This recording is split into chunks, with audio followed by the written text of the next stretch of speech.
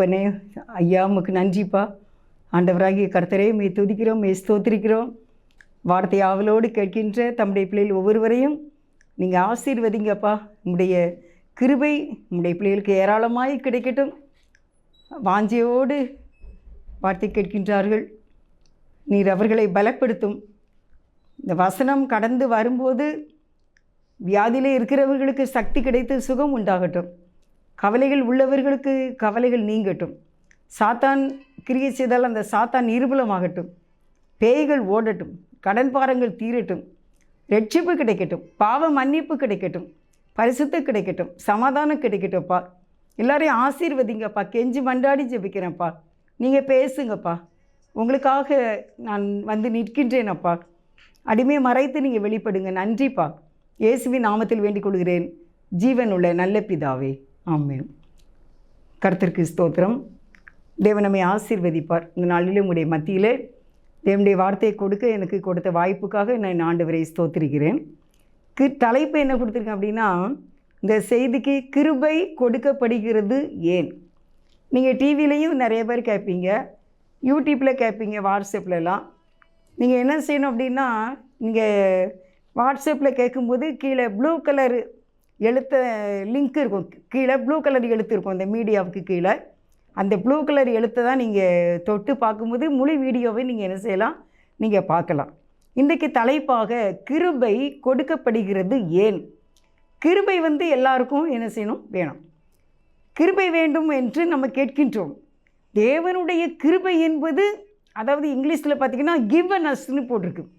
அது கொடுக்கப்படுகிறது தான் கிருபை. கொடுக்கிறதே கிருபை. அப்படி புரிஞ்சுட்டா உங்களுக்கு? இப்போ கிருபை வேணும், நம்ம கிருபை வேணும் அப்படின்னு கேட்குறோம்ல, அது வந்து என்ன அப்படின்னா கொடுப்பது தான். தேவன் அவரிடத்திலிருந்து நமக்கு தருகிறதுக்கு பேர் தான் கிருபை. அது நம்முடைய பிள்ளைகள் ஏதோ ஒன்று, இந்த உலகத்தின் காரியங்களுமே இருக்கட்டும், பாவத்தில் இருந்து விடுதலை பெறட்டுமே, அதுக்கும் அந்த கிருபை என்பது தேவைப்படுகின்றது. அது எதற்காக கொடுக்கப்படுகின்றது என்கிறத இப்போ நம்ம பார்க்க போகிறோம். நம்ம ஒரு பாடலை பாடி அதுக்கு பிறகு நம்ம இந்த வசனத்துக்குள்ளே நம்ம கடந்து போகலாம். என் மீது அன்பு கூர்ந்து பலியானி சிலுவையிலே ஆமென் எனக்காய் இரத்தம் சிந்தி கழுவி நீர் குற்றம் நீங்க பிரித்தெடுத்தி பிறக்கும் முன்னால் உமக்கென்று வாழ்ந்திட பிரித்தெடுத்தி பிறக்கும் முன்னால் உமக்கென்று வாழ்ந்திட ஆராதனை உமக்கே. ஆண்டவரே, அனுதினமும் உமக்கே. ஆமென். ஆராதனை ஆமென் இயேசுவே உமக்கே. அனுதினமும் உமக்கே. பிதாவான என் தேவனே, தகப்பனே என் தந்தையே, ஆமென் ஐயா, மே துதிக்கிறோம். ஸ்தோத்திரப்பா, என் தேவனே, ஸ்தோத்திரம். தகப்பனே என் தந்தையே, மாட்சிமையும் ஸ்தோத்திரம், மகத்துவமும் ஸ்தோத்திரம் உமக்குத்தானே. ஆமென். என்றென்றைக்கும் ஆமென். மாட்சிமையும் மகத்துவமும் ஸ்தோத்திரம் உமக்குத்தானே. என்றென்றைக்கும் வல்லமையும் மகிமையும் தகப்பனே. ஸ்தோத்திரம் உமக்குத்தானே. வல்லமையும் மகிமையும் ஸ்தோத்திரம் தகப்பனே. ஸ்தோத்திரம் உமக்குத்தானே என் மீது அன்பு கூர்ந்து பலியானீர் சிலுவையிலே, எனக்காய் இரத்தம் சிந்தி கழுவினீர் குற்றம் நீங்க பிரித்தெடுத்தீ பிறக்கும் முன்னால் உமக்கென்று வாழ்ந்திட. ஸ்தோத்திரப்பா, ஸ்தோத்திரம். பிரித்தெடுத்தீ ஆமென். பிறக்கும் முன்னால் உமக்கென்று வாழ்ந்திட. உமக்கென்று வாழ்ந்திட. ஆராதனை. ஆமென். உமக்கே ஆராதனை. அனுதினமும் உமக்கே ஆராதனை. உமக்கே அனுதினமும் உமக்கே. ஆராதனை உமக்கே, அனுதினமும் உமக்கு தான்ப்பா. பிரித்தெடுத்தீர் பிறக்கும் முன்னால் உமக்கென்று வாழ்ந்திட. கிருபை ஏன் கொடுக்கப்படுகின்றது? அவருக்கென்று வாழ்ந்திட. வசனம் எபேசியர் 3வது அதிகாரம் 8வது வசனம். பரிசுத்தவான்களில் எல்லாரிலும் சிறுவனாகிய நான் கிறிஸ்துவினுடைய அளவற்ற ஐஸ்வர்யத்தை புறஜாதிகளிடத்தில் சுவிசேஷமாய் அறிவிக்கிறதற்காக இந்த கிருபை எனக்கு அளிக்கப்பட்டிருக்கிறது. இந்த கிருபை எனக்கு எதுக்கு கொடுக்கப்பட்டிருக்கு? கிவன். கிருபை, தயவு, அதுக்கு பேர் இரக்கம். தகுதியற்றவனுக்கு கிடைக்க காரியம்தான் கிருபை. அந்த கிருபை எதுக்கு எனக்கு கிடச்சிருக்கு அப்படின்னு பவுல் அடியார் ஐயா சொல்கிறாங்க. நான் எல்லாரிலும் சிறியவன் தான், பரிசுத்தவான்களை விட நான் சிறியவன்.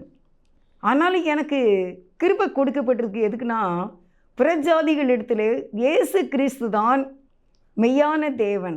அவரே ரட்சிக்கக்கூடியவர், பாவங்களை மன்னிக்கக்கூடியவர், நமக்கு சமாதானத்தையும் ஆறுதலையும் கொடுக்கக்கூடியவர், வெற்றியான வாழ்க்கையையும் தீர்க்க ஆயுசை கொடுக்கக்கூடியவர். இதை அறிவிக்கிறதுக்காக, நரகத்தின் வாயிலிருந்து மக்களை காப்பாற்ற எனக்கு கிருபை கொடுக்கப்பட்டு இருக்கிறது. கிறிஸ்து தான் எல்லாமே செய்ய முடியும் என்பதை நான் ஆண்டவரை அறியாத ஜனங்களுக்கு சொல்வதற்காக எனக்கு இந்த கிரேஸ் கொடுக்கப்பட்டிருக்கு அப்படின்னு சொல்லியிருக்கார். இன்றைக்கு இந்த கிருபை நமக்கு கொடுக்கப்பட்டு இருக்கிறது. வேதம் சொல்லுகிறது, நான் நிற்கிறது உடைய கிருபையே. நான் இருக்கிறது கிருபையின், தேவ கிருபையினாலே நான் இருக்கிறேன் என்று வேதம் சொல்லுகிறது. நம்ம இருக்கிறது எதனால் இருக்கோமோ? கிருபையினால தான் நம்ம இருக்கோம். இம்மட்டமாய் நம்ம இருக்கிறது தேவனுடைய பெரிதான கிருபை, பெரிதான இரக்கம். ஃபஸ்ட்டு நம்ம பார்க்குறோம், நாம் ஊழியம் செய்ய வேண்டும், அதற்கு கிருபை கொடுக்கப்பட்டு இருக்கிறது. எந்த வழியின் ஆகிலும், எந்த வகையில் ஆகிலும் இயேசுவே கிறிஸ்து இரட்சகர் என்று, பரலோக ராஜ்யத்தை நமக்கு தரக்கூடியவர் என்றும், நரகத்தினின்று விடுவிக்கக்கூடியவர் என்றும், நம்மை சாத்தான் கையிலிருந்து நம்மை பறித்து தம்முடைய பிள்ளை ஆக்கி, தம்முடைய இயேசுவினுடைய சகல வல்லமை அதிகாரத்தை கொடுத்து அவர் நம்மை ஆட்சி செய்து நம்மை காப்பாற்றி நித்திய ஜீவனிலே சேர்ப்பதற்கு அவர் நம்மை பயன்படுத்தக்கூடிய கருவிகளாக நாம் இருக்க வேண்டும். நாம் ஊழியம் செய்ய வேண்டும். அதற்காக எனக்கு கிருபை கொடுக்கப்பட்டு இருக்கிறது. அளவற்ற ஐஸ்வர்யத்தை சுவிசேஷமாய் அறிவிக்கிறதற்காக. இப்போ கிறிஸ்துவினுடைய அந்த வசனத்தில் பாருங்கள், 3:8 இன்னும் நேரம் அதை வாசிக்க சொல்கிறேன். பரிசுத்தவான்களில் எல்லாரிலும் சிறியவனாகிய நான் கிறிஸ்துவினுடைய அளவற்ற ஐஸ்வர்யத்தை புறஜாதிகளிடத்தில் சுவிசேஷமாய் அறிவிக்கிறதற்காக இந்த கிருபை எனக்கு அளிக்கப்பட்டிருக்கிறது. எனக்கு இந்த கிருபை அளிக்கப்பட்டிருக்கிறது. நான் கிறிஸ்துவினுடைய பரலோக ராஜ்யத்தில் தேவன் நமக்கு வைத்திருக்கிற அளவற்ற ஐஸ்வர்யம், அது என்னது உங்களுக்கு தேவையோ, எந்த அளவு நீங்கள் எந்த சிச்சுவேஷனில் இருக்கீங்க, அதுக்கு உங்களுக்கு தேவையான அளவு பரலோக ராஜ்யத்தில் தேவனிடத்தில் அந்த அளவு அற்ற ஐஸ்வர்யம் உங்களுக்கு எவ்வளவு நாள் கொடுக்க முடியும். எந்த காரியத்திலையும், ஆவிக்கோ ஆத்மாவுக்கோ சரீரத்துக்கோ எதிர்காலத்துக்கோ நீடிய வாழ்வுக்கோ உங்கள் தலைமுறைக்கோ கொடுப்பதற்கு கூடிய அளவற்ற ஐசுவரியம் தேவனிடத்தில் இருக்கிறது. அதை நான் உங்களுக்கு அறிவிக்கிறேன் அப்படின்னு சொல்கிறார். அப்போ இன்றைக்கு அருமையானவர்களே, இந்த மனிதனுடைய ஆசீர்வாதத்திற்காக மனிதனிடத்தில் இருந்து பெற்றுக்கொள்ள நாம் ஆசைப்பட வேண்டாம். அளவற்ற ஐஸ்வர்யம் பரலோக ராஜ்யத்தில் கிறிஸ்துவினுடைய அளவற்ற ஐஸ்வர்யத்தை சுவிசேஷமாய் அறிவிக்கக்கூடிய அந்த நிறைவான ஆசீர்வாதம் பரலோக ராஜ்யத்தில் நமக்கு இருக்குது. இப்போ நீங்கள் நம்புறீங்களா? இயேசு மட்டும் நம்புறீங்களா? யாருமே எனக்கு ஹெல்ப் பண்ணணும்னு இல்லை, என் தேவன் எனக்கு தருவார், என் தேவனால் எனக்கு முடியும், அவர் செய்வார், எனக்கு என்னனாலும் என் தேவன் எனக்கு செய்வார். அளவற்ற ஐஸ்வர்யத்தை அதை அறிவிக்கிறது தான் சுவிசேஷ ஊழியம். அதை நாம் செய்ய வேண்டும். அதற்காக இந்த கிருபை எனக்கு கொடுக்கப்பட்டு, இன்றைக்கு கிருபை உங்களுக்கு கொடுக்கப்பட்டிருக்குன்னா தேவனுடைய அளவற்ற ஐஸ்வர்யத்தை நாம் அறிவிக்க வேண்டும். எப்படியாயிலும் தேவனை நாம் அறிவிக்க வேண்டும். அவர் நம்மை ஆசீர்வதிப்பார். எபேசியர் 3வது அதிகாரம் 11வது வசனத்தை வாசிக்கணும். இயேசு கிறிஸ்துவை கொண்டு எல்லாவற்றையும் சிருஷ்டித்த தேவனுக்குள்ளே ஆதிகாலங்கள் முதல் மறைந்திருந்த ரகசியத்தினுடைய ஐக்கியம் இன்னதென்று எல்லோருக்கும் வெளிப்படையாக காண்பிக்கிறதுக்கு இந்த கிருபை எனக்கு அளிக்கப்பட்டிருக்கிறது. இந்த கிருபை பார்த்தீங்கன்னா உங்களுக்கு வித்தியாசமா இருக்கா? இந்த கிருபை எப்படி கிருபையாமா? தேவனுக்குள்ளே ஆதி காலங்கள் முதல் மறைந்திருந்த ரகசியத்தினுடைய ஐக்கியம் இன்னதென்று இயேசு கிறிஸ்துவை கொண்டு எல்லாவற்றையும் சிருஷ்டித்த, அதாவது பிதாவையும் நம்மையும் ஐக்கியப்படுத்தக்கூடிய அந்த ரகசியத்தினுடைய ஐக்கியம் இன்னதென்று எல்லாருக்கும் வெளிப்படையாக காண்பிக்கிறதற்கு எனக்கு இந்த கிருபை கொடுக்கப்பட்டு இருக்கிறது. பரலோகத்தையும் பூலோகத்தையும் இணைக்கணும். இதுதான் ஏசப்பாவுடைய மெயின் பாயிண்ட்.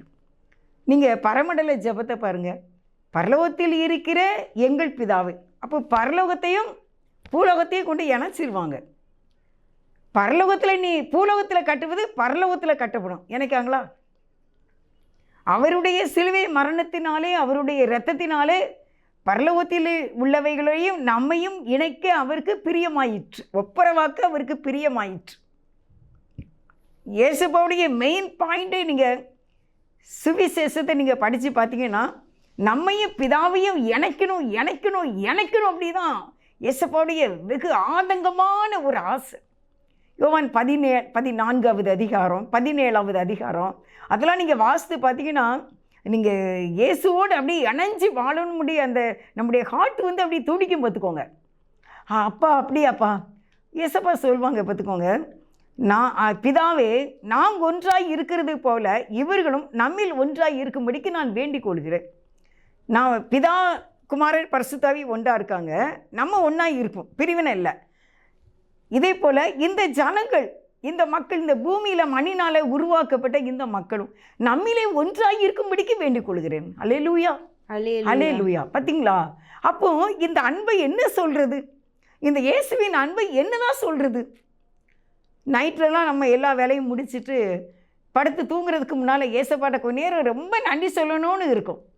ஆனால் முதுகு வலிக்கும், கை வலிக்கும், கால் வலிக்கும், நேரம் ஆகிட்ட படுக்கணும், காலையில் எழுந்திருக்கணும், காலையில் ப்ரேயர் பண்ணணும், தண்ணி வரும் காலையில், அப்படிலாம் நிறைய காரியங்கள் இருக்கும். ஆனால் நைட் வந்து நம்ம தனித்து அப்படியே தேவ சமூகத்தை நோக்கி பார்க்கும்போது எவ்வளவாய் நன்றி சொல்ல வேண்டும் என்று ஒரு ஆசை வரும். ரொம்ப நேரம் அப்படியே பேசிக்கிட்டே இருக்குன்னு போல இருக்கும்ல. அதான் அவர் சொல்கிறார், அந்த ஐக்கியத்தினுடைய ரகசியம் என்ன? தேவனையும் நம்மையும் ஒப்புரவாக்கக்கூடிய இயேசு கிறிஸ்துவை கொண்டு இந்த உலகத்தை உண்டாக்கின தேவன் தம்மையும் நம்மையும் இணைக்கிறதுக்குரிய அந்த கிருபை, அந்த வேலையை யார் செய்தா அப்படின்னா பவுல் செய்தாங்க. சவுலாக இருந்த பவுல் வந்து என்ன செய்தாங்க? அந்த வேலையை செய்தாங்க. இதை தான் இன்றைக்கி நம்ம செய்யணும்னு ஆண்டவருக்கு இஷ்டம். நான் அதை தான் இப்போ செய்துக்கிட்டு இருக்கேன். நானும் ஒரு குடிசை வாழ் மகள் தான், படிப்பில்லாத மகள் தான். ஆனால் எனக்கு சுவிசேஷத்தை தேவன் தந்தார். என்னோட அவர் டைரெக்டாக தான் பேசினார். ஒன்று எனக்கு தா அப்படின்னு கேட்டார். நான் அப்படியே என்னுடைய இந்த தோளில் தலையை வச்சு ஆண்டவர் தன்னுடைய முகத்தை வச்சு என்கிட்ட கேட்டார், ஒன்று எனக்கு தான். யாருன்னு தெரியாது, நானும் தரமாட்டேன்னு தான் சொன்னேன். ஆனால் என் உள்ளத்தில் இருந்து ஒன்னிடத்துல கேட்குறது வந்து கடவுள் அப்படின்னு சத்தம் கேட்டுச்சு. அப்போ நான் என்னையும் கொடுத்தேன். என்னை தேடி இயேசு வந்தார், எந்தன் வாழ்வை மாற்றி விட்டார், அல்லேலூயா நான் பாடுவேன், ஆனந்த மகிழ்ச்சி அடைவேன். என்னை தேடி இயேசு வந்தார். என்னை தேடி வந்தார், உங்களையும் தேடி தான் வந்திருக்கார். எதுக்காமா? பரலோகத்தையும் நம்மையும் சேர்த்துடணும். அங்கே தான் நிரந்தர வாழ்வு. கண்ணீர் கிடையாது. படிக்கிற பிள்ளைகளுக்கு ஒரு ஆசை, பள்ளிக்கூடம் அங்கே கிடையாது. வேலை செய்யணும்னு இல்லை, கிச்சனுக்கு போக வேண்டியது இல்லை. எந்த கஷ்டமும் இல்லாத ஒரு நித்திய ராஜ்யத்தில் நம்மளை கொண்டு சேர்க்க வேண்டும் என்பது பரலோக பிதாவினுடைய சித்தம். இயேசு கிறிஸ்துவை கொண்டு அவர் சிலுவையில் அறைபட்டு மரித்து உயிரோடு எழுந்ததுனால பவுல் வந்து இந்த அளவற்ற ஐஸ்வர்யத்தை வெளிப்படுத்தி கொண்டு இருக்க என்னை தெரிந்து கொண்டார். இதற்கு தான் எனக்கு கிருபை கொடுக்கப்பட்டு இருக்கிறது என்று வேதம் சொல்லுகிறது. நம்ம இந்த இயேசுவை ஏற்றுக்கொள்வோமா? எல்லா பொதுமக்களும், ஒருவேளை இது வீடியோவில் பார்க்கிங்களா, நீங்கள் டிவியில் பார்க்கிங்களா, நீங்கள் இயேசுவை ஏற்றுக்கொள்ளுங்க. அவர் நம்முடைய பாவங்களை எல்லாம் சிலுவையில் ரத்தம் சிந்தி ஆண்டவர் வந்து மீட்டு விட்டார். அந்த கிருபை நான் கிரேட் கிவன் என்னன்னாலும் சொல்லலாம். இந்த ஸ்லாக்கியத்தை அதுக்கு தான் கிருபை தேவன் நமக்கு தந்திருக்கிறார். எபேசியர் 3வது அதிகாரம் 20வது வசனம் வாசிப்போம். நாம் வேண்டிக் கொள்கிறதற்கும் நினைக்கிறதற்கும் மிகவும் அதிகமாய் நமக்குள்ளே கிரியை செய்கிற வல்லமையின்படியே நமக்கு செய்ய வல்லவராகிய அவருக்கு பாருங்க, நாம் வேண்டிக் கொள்கிறதற்கும் நாம் நினைப்பதற்கும் மிகவும் அதிகமாய். அது எப்படி நீங்கள் வேண்டிக் கொள்வீங்க? நீங்கள் ஜெபம் பண்ணிக்கிட்டே இருங்க. நீங்கள் எவ்வளவு ஜெபம் நீங்கள் பண்ணுங்கள். நீங்கள் 6 மணி நேரம் பண்ணுங்கள், நீங்கள் 2 மணி நேரம் பண்ணுங்கள், நீங்கள் 1 மணி நேரம் பண்ணுங்கள். நீங்கள் எவ்வளோ நேரம் நீங்கள் ப்ரேயர் பண்ணுறீங்களோ அதுக்கு அதிகமாய் செய்வாராம். அப்போ நீங்கள் நிறைய நேரம் இனிமேல் ஜெபம் பண்ணுவீங்களா? ரொம்ப நேரம் ஆலயத்தில் போய் ஆண்டவர்கிட்ட பேசிக்கிட்டு இருப்பீங்களா? அடுத்து சொல்கிறாரு, நீங்கள் நினைக்கிறதற்கும் நீங்கள் நினைங்க. நீங்கள் எவ்வளோ நாள் நினைங்க. நீங்கள் இங்கேருந்து அமெரிக்கா வரைக்கும் நினச்சி பாருங்கள்.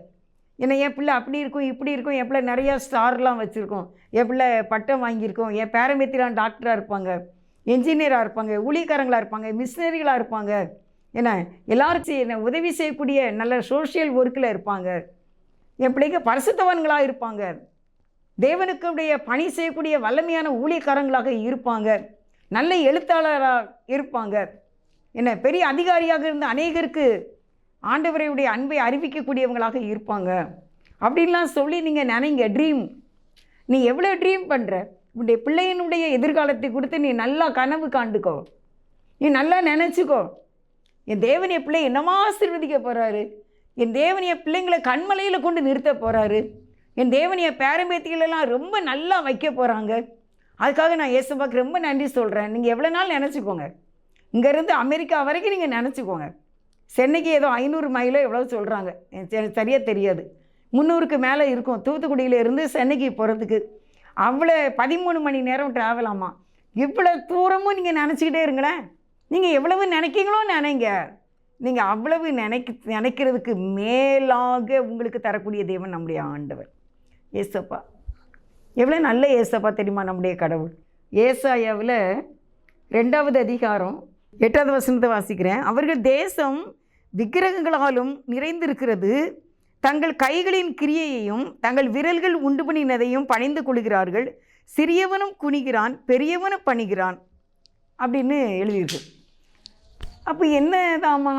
கைகளினாலும் தங்கள் விரல்களினாலும் விக்கிரகங்களால் நிறைந்திருக்கிற இந்த உலகத்தில் பெரியவனும் என்ன செய்கிறான்? குனிகிறான், சிறியவனும் குனிகிறான், படித்தவனும் குனிகிறான், படிக்காதவனும் குனிகிறான், செல்வந்தனும் குனிகின்றான் பணிகின்றான், ஏழையும் பணிகின்றான் குனிகின்றான், கல்வி கற்றவனும் பணிகின்றான், கல்வி கல்லாதவனும் பணிகின்றான் குனிகின்றான். தங்கள் கைகளினால் தங்கள் விரல்களினால் செய்தவைகளை அவன் குனிகின்றான் பணிகின்றான் என்று வேதம் சொல்லுகின்றது. பரிசுத்த வேதம் சொல்லுகின்றது. உங்களுக்கு புரியுதா? கை விரல்களினாலே மனிதன் செய்ததை கற்றவனும் கல்லாதவனும் ஏழையும் பணக்காரனும் பெரியவனும் சிறியவனும் பணிந்து குனிகின்றான். வேதம் சொல்லுகிறது. ஏசாயா 2வது அதிகாரம் 9ஆம் வசனம் 8, 9. அதை மன்னிக்காதீங்கப்பா அப்படின்னு போட்டிருக்கு. மன்னியாதிருப்பீர். அப்படியானால் அதை விட்டுவிட வேண்டும் அல்லவா? அது அது எவ்வளவோ சிறிதாக இருந்தாலும், நீ எவ்வளவோ படித்திருந்தாலும், நீ அதுக்கு முன்பால் குனிறிய, நீ பணிறிய, எப்படி நான் இதை மன்னிக்க அப்படின்னு இயேசுவா கேட்குறாங்க. அடுத்த வசனம் நான் உங்களுக்கு சொல்கிறேன். நீங்கள் எவ்வளவு நினைக்கிங்களோ, நீங்கள் எவ்வளவு ஜெபம் பண்ணுறீங்களோ, அதுக்கு மேலாக கிரியை செய்ய வல்லவர் இயேசு. கிரியை செய்ய வல்லவர் இயேசு. அவர் நமக்குள்ளே வாழ்கின்றார். அவரை நாம் அண்டிக் கொள்வோம். அவர் நம்மை ஆசீர்வதிப்பார். உங்களை எல்லா கவலைகளையும் நீக்கி போட்டுருவார்.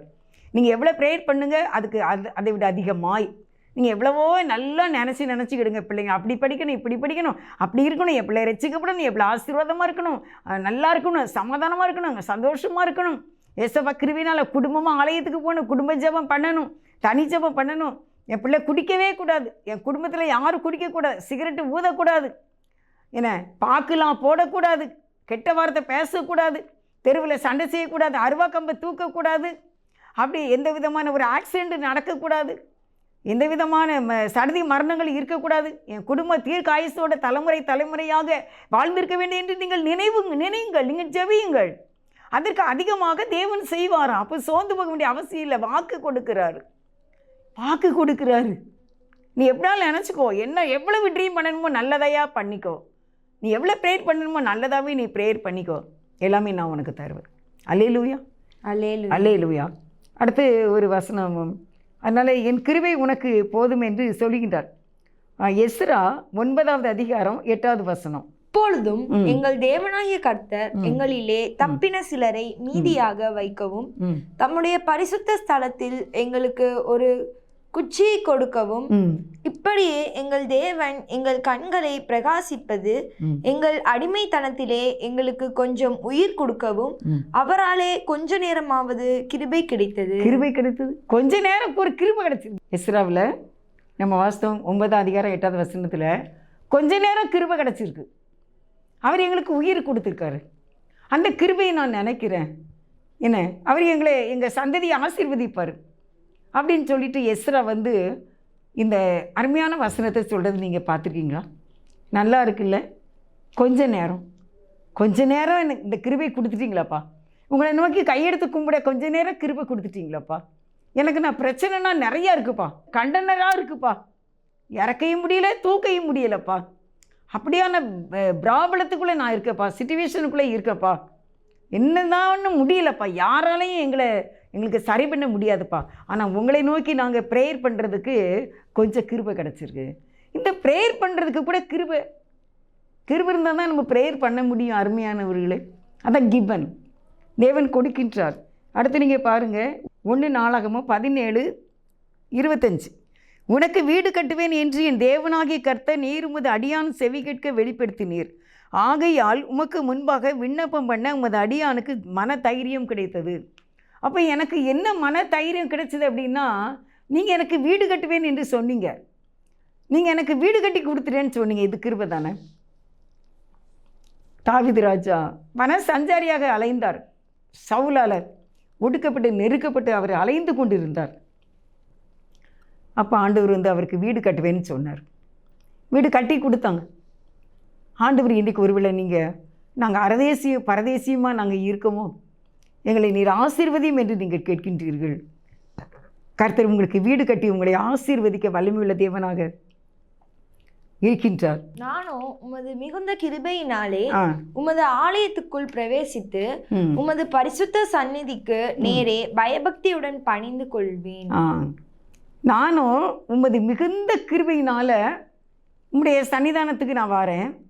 அதனால் நான் என்ன செய்வேன்? நான் பணிந்து கொள்வேன். நீங்கள் சண்டே சர்வீஸ் போகிறீங்க, அது காட் கிரேஸ் தான். நீங்கள் ஆண்டவருடைய கிருபையினால தான் நீங்கள் ஆலயத்துக்கு போகிறீங்க. அங்கே நீங்கள் இன்னும் நேரம் அதை வாசிமா அந்த வசனத்தை. நானும் மிகுந்த கிருபையினாலே உமது மிகுந்த கிருபையினாலே உமது ஆலயத்துக்குள் பிரவேசித்து உமது பரிசுத்த சந்நிதிக்கு நேரே பயபக்தியுடன் பணிந்து கொள்ளுவேன். எப்படி இருக்கு? நீங்கள் ஆலயத்துக்கு போகிறீங்க, கிருபையினால தான் போகிறீங்க. அங்கே நீங்கள் கர்த்தரை நோக்கி பார்க்கின்றீர்கள், மிகுந்த பயபக்தியோடு நீங்கள் பார்க்கின்றீர்கள், நீங்கள் பணிந்து கொள்கின்றீர்கள். உங்கள் ஜெபத்தை கேட்காம இருப்பாங்களா? நீங்கள் அதிகாலையிலே நீங்கள் ஓடுறீங்களா? 5:30 மணிக்கெலாம் ஆலயத்துக்கு போகிறீங்களா?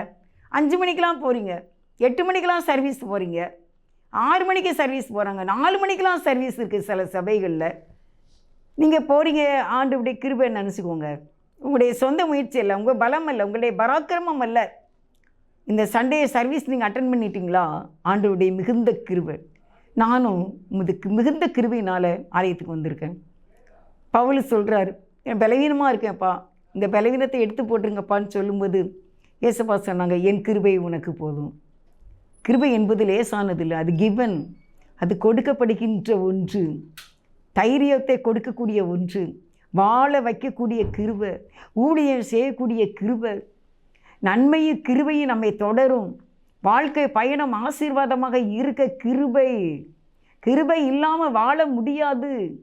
அவருடைய கிருபை அவ்வளவு பெரியது, கிருபை அவ்வளவு பெரியது. கிருபை வேண்டும் என்று கேட்க வேண்டும்.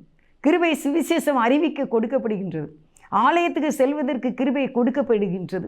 நாம் வாழ்ந்திருக்க நம்முடைய பாவங்களை மன்னிக்க கிருபையினால் அவர் நம்முடைய பாவங்களை மன்னிக்கின்றார். அவருடைய இரக்கம், அவருடைய ஈவு. இந்த கிருபைக்காக நம்ம கர்த்தரை ஸ்தோத்திரிப்போம். இந்த கிருபைக்காக நம்ம கர்த்தருக்கு நன்றி சொல்லுவோம். உங்கள் கிருபைதான் என்னை வாழ வைத்தது, உங்கள் கிருபைதான் என்னை நடத்துகின்றது, உங்கள் கிருபைதான் என்னை வாழ வைத்தது, உங்கள் கிருபைதான் என்னை நடத்துகின்றது. கிருபையே, ஆமென், கிருபையே, ஆமென். மாறாத நல்ல கிருபையே, ஸ்தோத்திரம், ஆமென். கிருபையே, இயேசுவே ஸ்தோத்திரம், கிருபையே, ஸ்தோத்திரப்பா, மாறாத நல்ல கிருபையே, ஆமென். உங்க கிருபைதான் என்னை தாங்குகின்றது, உங்க கிருபைதான் என்னை நடத்துகின்றது, உங்க கிருபைதான், ஆமென். என்னை தாங்குகின்றது, உங்க கிருபைதான் என்னை நடத்துகின்றது. ஆமென். ஆண்டவரையுமே துதிக்கிறோம், ஸ்தோத்திரிக்கிறோம். உங்களுடைய மிகுந்த கிருபையினாலும் ஆலயத்துக்கு வரோம், உங்களுடைய மிகுந்த கிருபையினாலும் ஊழியம் செய்கிறோம், உங்களுடைய மிகுந்த கிருபையினாலும் எங்களுக்கு வீடு கட்டி கொடுக்கீங்க, உங்களுடைய மிகுந்த கிருபையினாலும் நாங்கள் தீர்க்க ஆயுசோடு இருக்கோம். எங்களுடைய பலவீனத்திலே உங்களுடைய கிருபை தான் விளங்குகின்றது. எல்லாமே உங்களுடைய கிருபை தான்ப்பா. நாங்கள் எப்படினாலும் இன்றைக்கி நல்லா இருக்கோம் என்றால் உங்களுடைய கிருபை தான். நீங்கள் எங்களுக்கு கொடுக்கிற தயவு இறக்கம்தான்ப்பா. உங்கள் கிருபைக்கு நன்றிப்பா. குடும்பமாய் பாதுகாத்து, குடும்பமாய் ஆசீர்வதித்து, குடும்பமாய் பரிசுத்தப்படுத்தி, குடும்பமாய் ஆலயத்துக்கு சில உதவி செய்து, தீர்க்காயுசை கொடுத்து, குடும்பமாய் ரகசிய வருகையிலே காணப்பட்டு, பரலோக ராஜ்யத்தை குடும்பமாய் சுதந்திரிக்க தீர்க்காயுசோடு இருக்க வேண்டும் என்று இயேசுவின் நாமத்தில் வேண்டிக் கொள்கின்றேன், ஜீவனுள்ள நல்ல பிதாவே, ஆமென். God bless you.